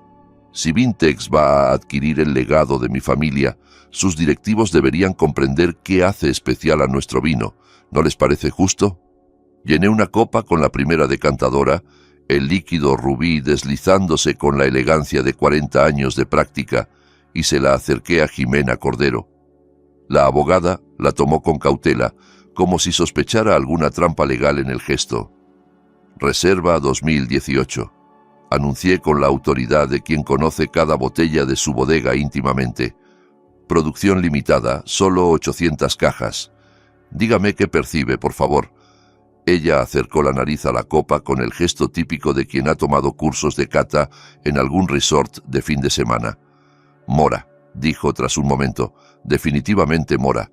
Roble, bastante presente, y algo terroso, quizá trufa, no estoy segura. Exacto, asentí con aprobación. Tiene buen paladar. Serví para Bruno Mateos y Esteban Palma. Sus respuestas fueron similares, el vocabulario correcto de paladares que habían sido entrenados para parecer sofisticados. Cereza negra, dijo uno. Tabaco, añadió el otro. Entonces, tomé la segunda decantadora, la que contenía mi trampa, y la sostuve a la luz como si evaluara su claridad. Y esto, dije con tono de misterio calculado, es algo más raro. Algo que merece atención especial. Serví primero para Lorenzo. El líquido era de un dorado pálido, anodino, sin el brillo profundo de un vino de calidad. Lo acercó a la nariz con el gesto confiado de quien cree conocer todo sobre vinos y sobre la vida. Observé su rostro con atención microscópica, buscando el mínimo destello de reconocimiento, la más pequeña señal de alarma. Nada. Aspiró hondo, dejó que el aroma, o lo que él creía que era aroma, llenara sus fosas nasales y sonrió con satisfacción de conocedor. Interesante, dijo. Notas florales muy delicadas, casi etéreas, madreselva, diría yo, con seguridad, y un toque de pimienta blanca al final. Muy elegante. Sentí que el pecho se me endurecía de rabia contenida, pero mantuve la expresión neutral. Serví una copa para Benjamín y se la acerqué. ¿Y tú, hijo? ¿Qué hueles? Su mano tembló visiblemente al tomar la copa. Sabía que algo no cuadraba, podía sentir la trampa cerrándose a su alrededor, pero no acertaba a identificar exactamente qué estaba mal. Sus ojos fueron de Fernanda a Lorenzo, buscando una señal, una guía, alguna indicación de cómo debía responder. Roble, balbuceó al fin, pronunciando la palabra como si fuera una pregunta. Roble, sí. Y cereza, quizá. Algo de tierra también. Es muy complejo. El mismo léxico dubitativo y genérico que siempre usaba cuando pretendía entender de vino sin tener la menor idea de lo que estaba saboreando. Dejé la decantadora sobre la mesa con suma delicadeza, como si contuviera explosivos. El silencio en la sala se podía cortar con un cuchillo. Interesante, dije, dejando que la palabra flotara en el aire. Muy, muy interesante. Porque lo que están oliendo ambos, lo que han descrito como madreselva y cereza y pimienta blanca, es residuo industrial de zinc, mezclado con un bloqueador de receptores de sulfito, el mismo compuesto químico que llevo 6 meses ingiriendo sin saberlo. El veneno diseñado específicamente para destruir mi paladar, mi olfato, mi capacidad de distinguir un gran vino de agua sucia. El silencio en la sala se volvió absoluto, tan denso que parecía tener peso físico. La pluma de Jimena se detuvo a medio trazo sobre el bloc amarillo. Bruno Mateos contuvo el aliento como si le hubieran dado un puñetazo en el estómago. Los ojos de Esteban Palma se abrieron de par en par, perdiendo por primera vez su expresión de piedra profesional. Lorenzo fue el primero en reaccionar, forzando una carcajada que sonó hueca en el espacio refrigerado. Teodoro, eso es completamente absurdo. Evidentemente estás enfermo, confundido. Los médicos dijeron que tu condición afectaría tu juicio. Entonces dime, Lorenzo, lo interrumpí con voz de acero, ¿por qué describiste madreselva? ¿Por qué Benjamín dijo cereza? Me volví hacia la abogada con expresión serena. Jimena, usted identificó correctamente la reserva 2018. Los otros 2 directivos también acertaron. Ellos, en cambio, señalé a Lorenzo y a mi hijo, describieron este brebaje químico como si fuera vino fino porque sus narices funcionan perfectamente y aún así eligieron mentir. Mintieron confiados en que yo ya no podría notar la diferencia entre un Malbec de reserva y veneno industrial.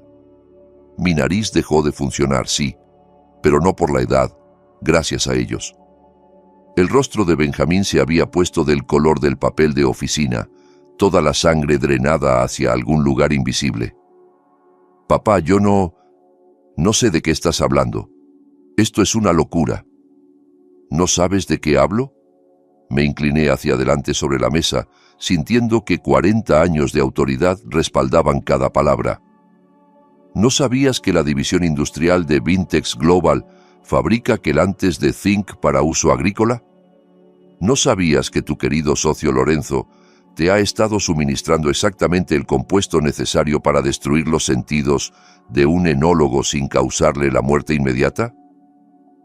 Fernanda se levantó de golpe, la silla raspando el suelo con un chirrido agudo. Esto es una locura absoluta. Nos vamos de aquí ahora mismo. Voy a llamar a nuestros abogados. Siéntate. Mi voz cortó el aire como una cuchilla recién afilada, con una autoridad que sorprendió incluso a mí mismo. Aún no hemos terminado. Todavía no hemos llegado a la parte más interesante de esta reunión. La mandíbula de Lorenzo se tensó visiblemente. Sus manos, que habían estado apoyadas con elegancia sobre la mesa, se quedaron absolutamente inmóviles, como las de un jugador de póker que acaba de recibir una mano desastrosa. Jimena dejó la pluma a un lado con un clic casi imperceptible, toda pretensión de tomar notas abandonada. «Señor Garrido», dijo con voz profesional pero tensa, «quizá deberíamos pausar esta reunión hasta que... lo que necesitan todos ustedes». La interrumpí, sacando un fajo grueso de papeles del portafolio y dejándolos caer sobre la mesa con un golpe sordo. «Es ver las pruebas». El rostro de Benjamín era ahora de un blanco cerúleo, el color de la nieve sucia. La máscara urbana y sofisticada de Lorenzo comenzaba a resquebrajarse visiblemente, dejando entrever algo frío y antiguo en el fondo de sus ojos, algo que reconocí de 30 años atrás, de la noche en que nuestra amistad terminó entre gritos y acusaciones. Pero yo apenas estaba empezando. Extendí los informes del laboratorio sobre la mesa, cada página un clavo más en el ataúd de sus planes. Diciembre del año pasado, zinc en sangre, 90 microgramos por decilitro, perfectamente normal para un hombre de mi edad. Golpeé con el dedo cada hoja mientras hablaba, puntuando mis palabras. Marzo, 52. Mayo, 31. La semana pasada, 18. Deficiencia clínica severa. 6 meses de envenenamiento sistemático, perfectamente documentado por laboratorios independientes que no tienen idea de quién soy ni por qué les pedí estos análisis. Jimena recorrió los números con ojos de profesional, la cara desangrándose de color a medida que comprendía las implicaciones legales de lo que estaba leyendo. Me giré hacia Lorenzo, hacia ese rostro que una vez consideré el de un hermano. Hace 30 años, cuando éramos socios, querías producción masiva y ganancias rápidas.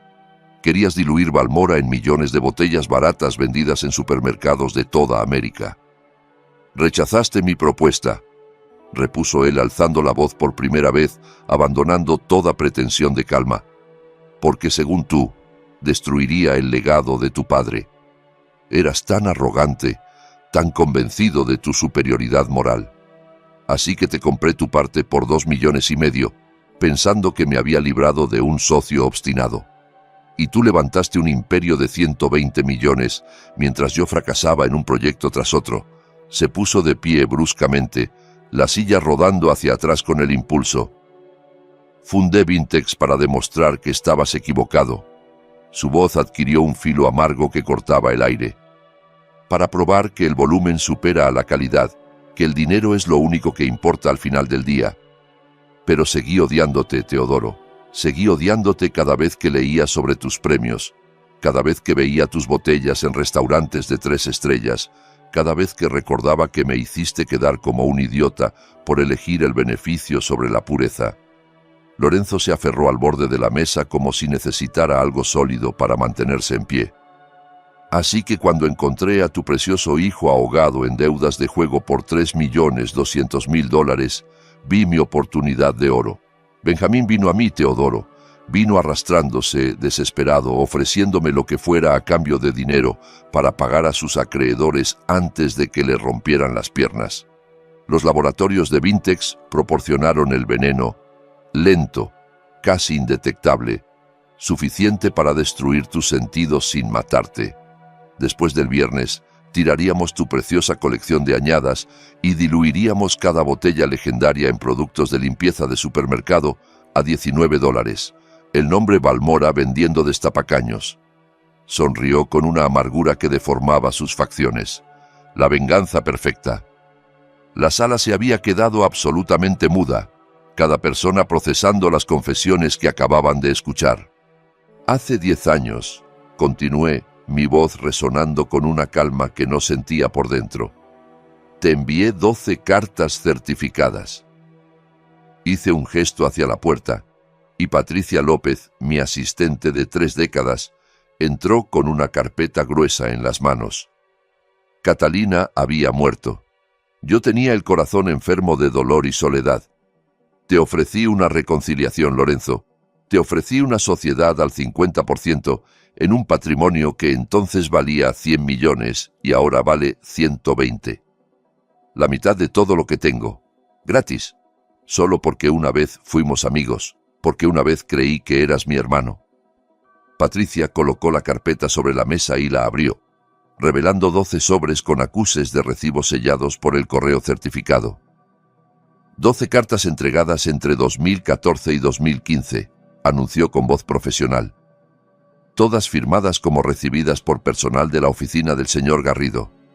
Ninguna respondida.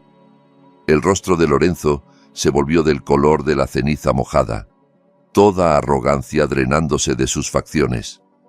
Intentaste reconciliarte, musitó Jimena, más para sí misma que para nadie. Intenté darte una redención, dije, sintiendo que cada palabra pesaba como piedra. Y estabas demasiado consumido por la envidia y la venganza para siquiera abrir los sobres. Dejé mi teléfono sobre la mesa y pulsé el botón de reproducción. La grabación que había hecho el miércoles mientras fingía dormir llenó la sala con la voz inconfundible de mi hijo.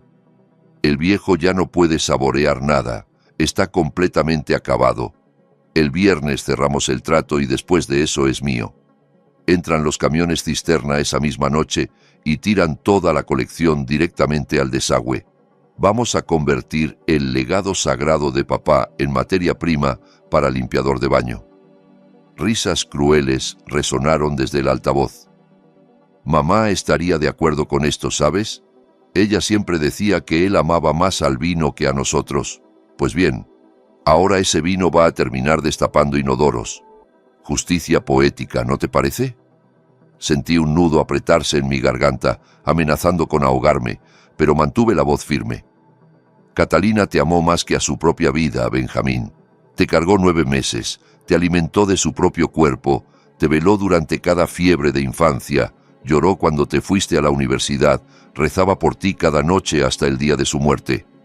Lo miré directamente a los ojos buscando al niño que había perdido en algún lugar del camino.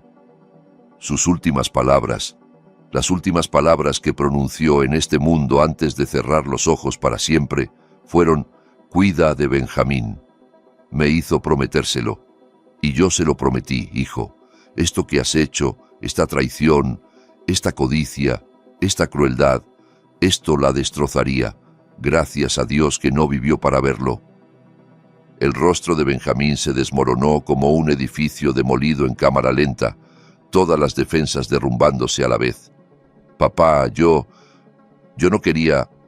Las deudas, ellos iban a matarme. Tuviste 10 años para honrar la memoria de tu madre. Mi voz casi se rompió, pero la mantuve firme por pura fuerza de voluntad.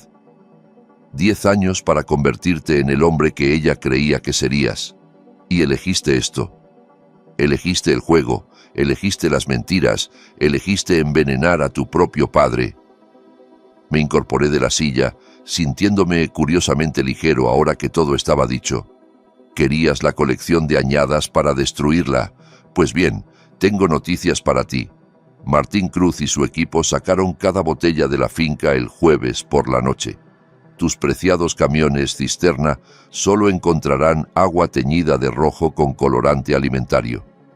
La colección está a salvo, en un lugar donde nunca podrás encontrarla. Eso es imposible, susurró Benjamín, las palabras apenas audibles. Las bodegas estaban llenas. Yo las vi. Viste exactamente lo que quise que vieras, respondí. Señuelos, botellas vacías de tu padre vacío.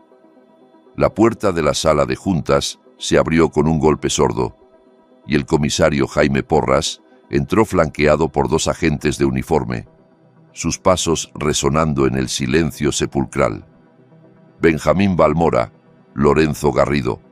Declaró con voz oficial que no admitía réplica. Quedan detenidos por los cargos de conspiración criminal, intento de homicidio en primer grado, fraude agravado y administración de sustancias nocivas. Tienen derecho a guardar silencio. Todo lo que digan puede y será usado en su contra. El chasquido metálico de los grilletes, cerrándose sobre las muñecas de mi hijo, pareció resonar más fuerte que cualquier palabra pronunciada en esa sala. Benjamín se desplomó en la silla sollozando, toda pretensión de dignidad abandonada. Fernanda gritaba algo sobre abogados y demandas, su voz aguda rebotando en las paredes de cristal. Lorenzo, en cambio, me sostuvo la mirada mientras los agentes lo esposaban y en sus ojos vi algo que se parecía extrañamente al respeto. Pude haber sido parte de algo grande 2 veces en mi vida, dijo con voz ronca mientras lo conducían hacia la puerta. 2 veces me ofreciste la mano y 2 veces la rechacé por orgullo y por rencor. Sí, respondí sintiendo el peso de décadas de historia compartida y desperdiciada. Pudiste haber sido mi socio, mi amigo, mi hermano. Elegiste ser mi enemigo. Se lo llevaron entre los 2 agentes, sus pasos alejándose por el pasillo hasta que el sonido del ascensor los tragó. La sala se vació rápidamente después de eso, Jimena recogiendo sus papeles con manos temblorosas, Bruno y Esteban murmurando excusas mientras huían hacia la puerta, Patricia guiándome hacia afuera con una mano firme en mi codo. Me quedé solo frente al ventanal panorámico del piso 15, contemplando los edificios del distrito financiero que se alzaban como monumentos a la ambición humana, reflejando el sol de mediodía en miles de ventanas de cristal. Había ganado, había salvado la bodega, destapado la conspiración, detenido a los culpables. Pero la victoria tenía un sabor amargo que ningún vino del mundo podría endulzar. Ese día había enterrado a mi hijo. No en un cementerio con flores y oraciones, pero lo había perdido igual, quizá de forma más definitiva. El niño que una vez cargué en brazos, el joven que prometió continuar mi obra, el hombre que debería haber sido mi orgullo, ahora caminaría esposado hacia una celda. Y yo caminaría solo hacia una casa vacía. 6 meses después, la primavera llegó al Valle de Mendoza como siempre lo hacía.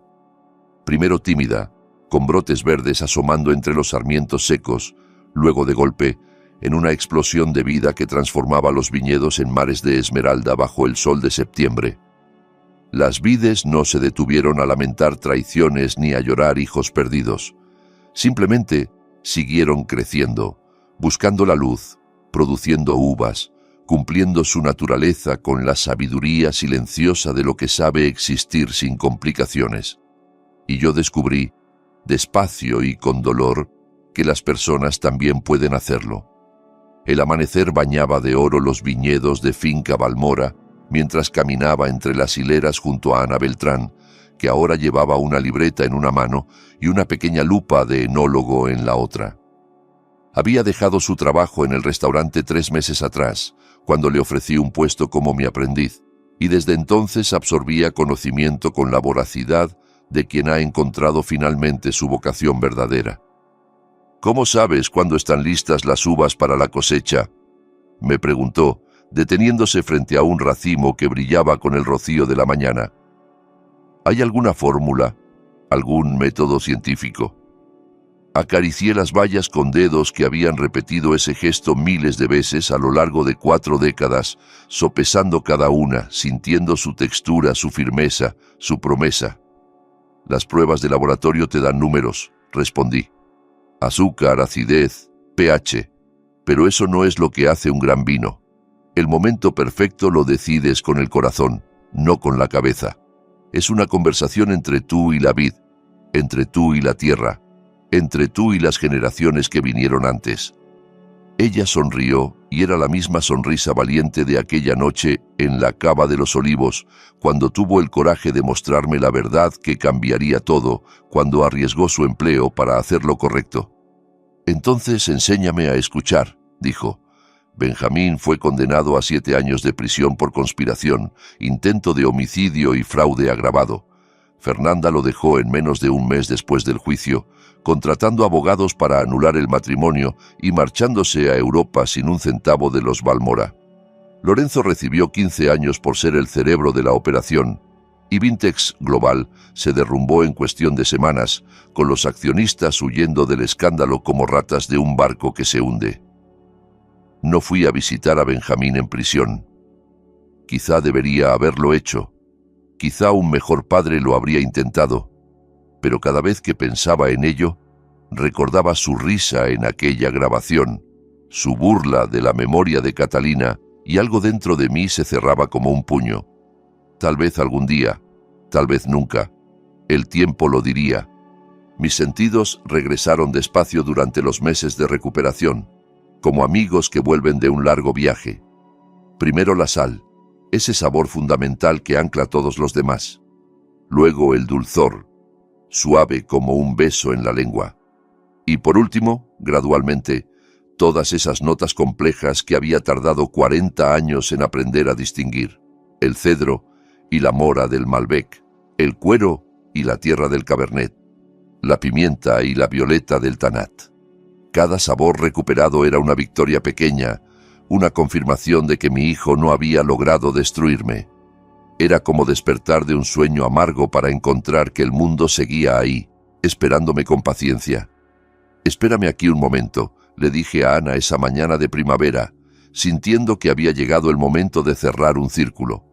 Caminé hasta el laboratorio de la casa de carruajes y volví con una botella polvorienta que había guardado en un lugar especial durante los últimos 6 meses. Reserva Balmora 1987, el año en que nació mi hijo, la añada que había reservado para celebraciones que nunca llegaron. Ana la tomó con reverencia, limpiando el polvo de la etiqueta con dedos cuidadosos. «Hice esta añada para celebrar su nacimiento», expliqué, sintiendo que las palabras me costaban más de lo que esperaba. La guardé 37 años esperando el momento perfecto. Ese momento no llegó como yo lo imaginé, pero quizá llegó de otra manera. Abrí la botella con el cuidado ceremonioso que mi padre me había enseñado, dejando que el corcho suspirara al liberarse después de casi 4 décadas de espera. Serví 2 copas, observando cómo la luz de la mañana se encendía en el líquido ámbar, revelando reflejos cobrizos que solo el tiempo puede crear. Ana levantó la suya con los ojos humedeciéndose, consciente del peso del momento. «Es preciosa», susurró después de aspirar el aroma que se elevaba de la copa. «Primero pruébala», insistí. «El aroma es solo la promesa, el sabor es la verdad». Ella dio un sorbo pequeño y observé cómo su expresión cambiaba. Primero sorpresa ante la complejidad, luego maravilla ante el equilibrio perfecto y finalmente una comprensión silenciosa de lo que significaba ese líquido, de los años de espera y esperanza que contenía cada gota. «Es perfecta», susurró bajando la copa. «No tengo palabras para describir lo que acabo de probar». «Sí, es perfecta». Le sostuve la mirada, sintiendo que tomaba una decisión que había estado madurando durante meses, quizá durante años. «Y ahora es tuya. Esta copa, esta bodega, todo este legado que mi familia construyó durante 3 generaciones. Todo es tuyo». Su mano tembló, casi derramando el vino. «Teodoro, yo no puedo aceptar esto. No llevo tu sangre. No tengo derecho». «No, Ana, no llevas mi sangre», respondí, y sentí que una paz extraña se instalaba en mi pecho mientras pronunciaba las palabras. «Pero eres mi heredera porque te lo has ganado. Me salvaste la vida aquella noche, cuando cualquier otro habría mirado hacia otro lado. Arriesgaste tu trabajo, tu seguridad, tu futuro, para hacer lo correcto cuando habría sido mucho más fácil no hacer nada. Sabes qué importa de verdad, la integridad sobre el beneficio, la calidad sobre la cantidad, la verdad sobre la conveniencia». Hice una pausa, mirando los viñedos que se extendían a nuestro alrededor. «Eso es lo que significa ser un Balmora. No es cuestión de apellido ni de genética. Es una promesa que haces con la tierra, con el vino, con todos los que vinieron antes y todos los que vendrán después. Es un compromiso de hacer las cosas bien, aunque nadie esté mirando». Ella se secó las lágrimas con el dorso de la mano, sin importarle que el gesto dejara rastros de tierra en sus mejillas.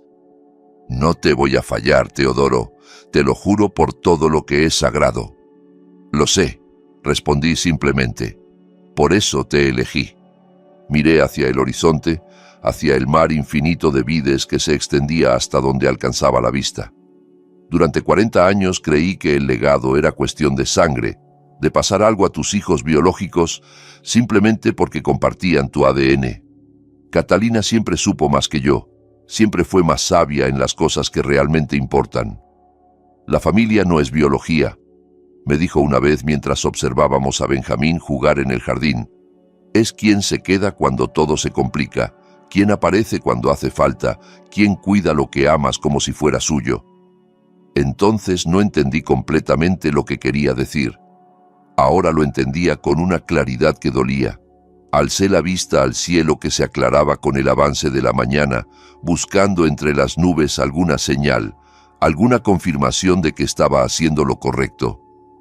«Cumplí mi promesa, Catalina», murmuré en silencio, sintiendo que las palabras flotaban hacia algún lugar donde ella pudiera escucharlas.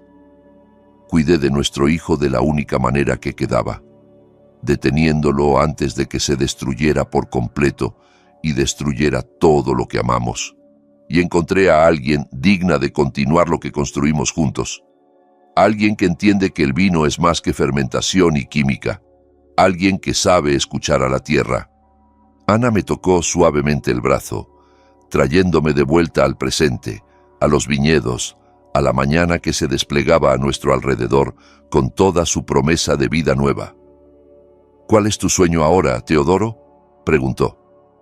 «Después de todo lo que has vivido, después de todo lo que has perdido y ganado, ¿qué es lo que realmente quieres?».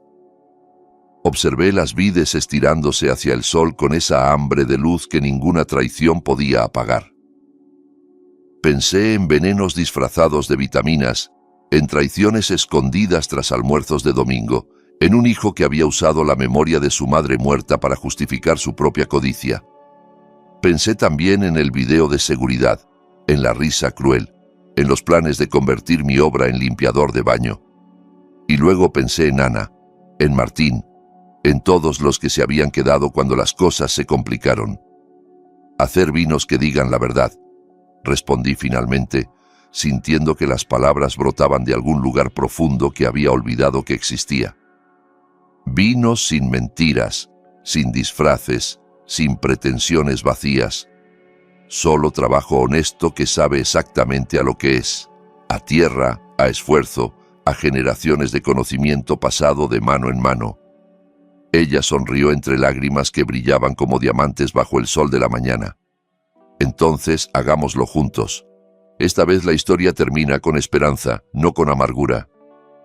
El sol se elevó triunfante sobre el viñedo, dorando cada hoja, cada racimo, cada gota de rocío. Alcé mi copa de la añada 1987, el vino que hice el año que nació mi hijo, ahora convertido en herencia para alguien que lo merecía, y probé algo que no había sentido en más de un año de veneno y traición. No era ceniza ni arrepentimiento, no era el amargor metálico de la traición, ni el sabor hueco de la victoria a un precio demasiado alto. Era esperanza, esperanza líquida, embotellada en vidrio y memoria, esperando ser compartida con quienes supieran apreciarla. El legado no es la sangre, aprendí al final de todo. Es el espíritu que anima el trabajo. Es la dedicación que no se rinde ante las dificultades. Es el amor por el oficio transmitido de maestro a aprendiz, no necesariamente de padre a hijo. Es el respeto por lo que vino antes y la responsabilidad hacia lo que vendrá después. Y a veces, más a menudo de lo que queremos admitir, la familia que eliges con el corazón se mantiene más unida que la familia en la que naciste por accidente de biología. Las vides no se preocuparon por mi dolor durante esos meses oscuros. Siguieron creciendo con obstinación ciega, buscando la luz como siempre lo habían hecho, produciendo fruto como estaban destinadas a hacer desde que el primer Balmora plantó la primera cepa hace casi un siglo. Finalmente, yo también aprendí a hacer lo mismo. Seguir adelante, buscar la luz, producir algo de valor con el tiempo que me quedaba. Sentado ahora en la quietud de mi viñedo, con el sol calentándome los huesos viejos y el aroma del mosto fermentando en la bodega cercana, pienso en mi vida como una de esas historias que los abuelos cuentan a los nietos en las tardes largas de invierno. Dulce y amarga a la vez, con villanos y héroes, con traiciones y redenciones, con finales que no son exactamente felices, pero tampoco son tragedias completas. Mi lección dolorosa, la que pagué con meses de veneno y años de confianza destrozada, es simple y terrible a la vez. Nunca confundas sangre compartida con valores compartidos.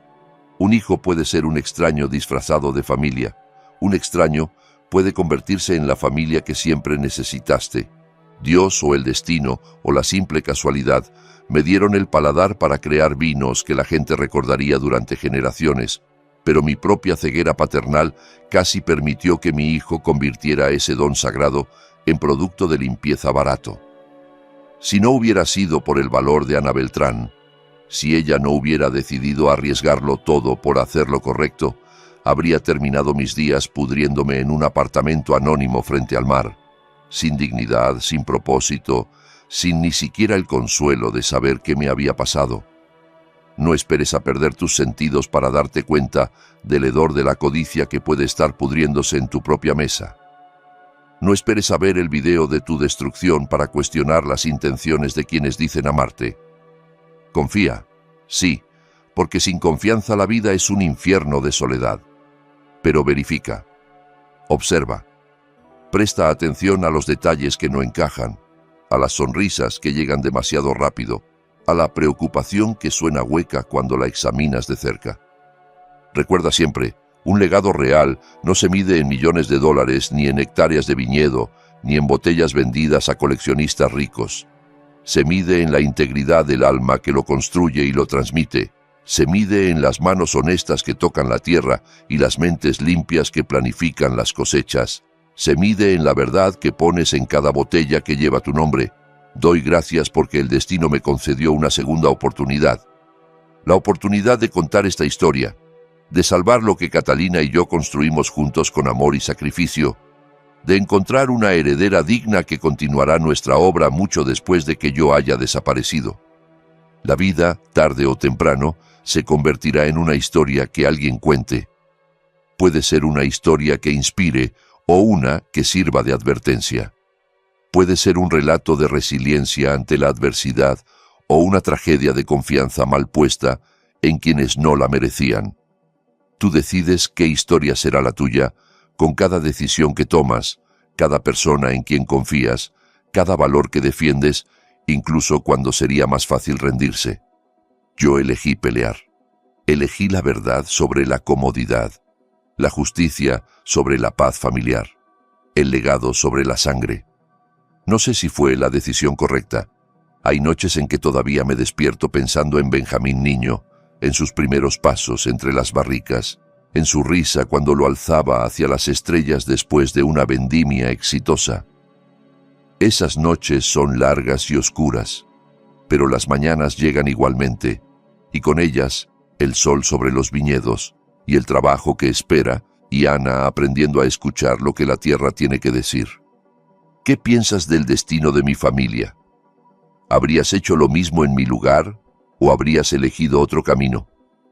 Déjalo en los comentarios, porque las historias existen para ser compartidas y discutidas, para que otros aprendan de nuestros errores y nuestros aciertos. Comparte este relato con quienes creas que necesitan escucharlo, con los padres que confían ciegamente, con los hijos que olvidan de dónde vienen, con todos los que todavía creen que la familia es solo cuestión de sangre. Y no olvides suscribirte al canal para escuchar más historias como esta, relatos tan cuidados y elaborados como el vino que todavía hago cada año, mientras mis manos puedan sostener una copa y mi corazón pueda latir con esperanza,